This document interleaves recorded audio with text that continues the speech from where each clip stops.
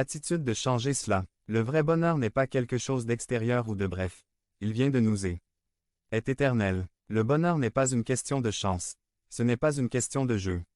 En Christ, nous avons le pouvoir pour être heureux, mais nous regardons souvent au mauvais endroit. Cette étape dit que si nous craignons Dieu et marchons dans ses voies, nous pouvons trouver le vrai bonheur. 2 En Christ, vous avez le pouvoir de faire de votre maison ce que vous voulez être. Les versets 3 et 4 nous disent que nos foyers peuvent être bénis. L'image des femmes comme des vignes fructueuses et des enfants, comme des plants d'olivier est plus qu'une simple famille nombreuse et florissante. C'est une image de prospérité, de confort et d'amour.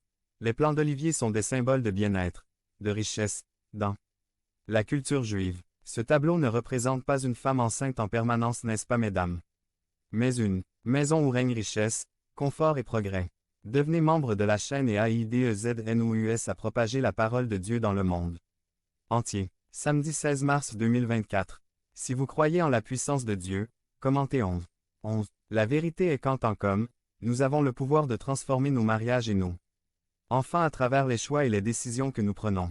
L'Écriture dit, encore que si nous craignons Dieu et marchons dans ses voies, nos maisons seront remplies de sa bénédiction. 3 En Christ, vous avez le pouvoir de transformer le monde qui vous entoure. Le psaume 128 nous parle de la prospérité de la nation d'Israël. Vous, les hommes, avez le pouvoir de rendre notre Église, notre communauté et notre culture forte et prospère, ou faible et rare. Cela dépend de l'endroit où vous placez votre regard, de l'endroit où vous passez votre temps, de ce que vous enseignez à vos enfants. Apprenez-vous à vos enfants comment avoir un foyer heureux, un mariage pour la vie, et réussir dans la vie. Préparez-vous la prochaine génération à être une génération aimant le Dieu très haut. Son enseignement sera l'élément vital de la prochaine génération de dirigeants politiques, de journalistes, d'enseignants, de prédicateurs et de travailleurs. Les valeurs que vous inculquez seront les valeurs de ceux qui gouverneront quand vous serez vieux. Quel héritage laissez-vous à ce monde? Les Écritures nous disent que nous pouvons transformer le monde si nous craignons Dieu et marchons dans ses voies.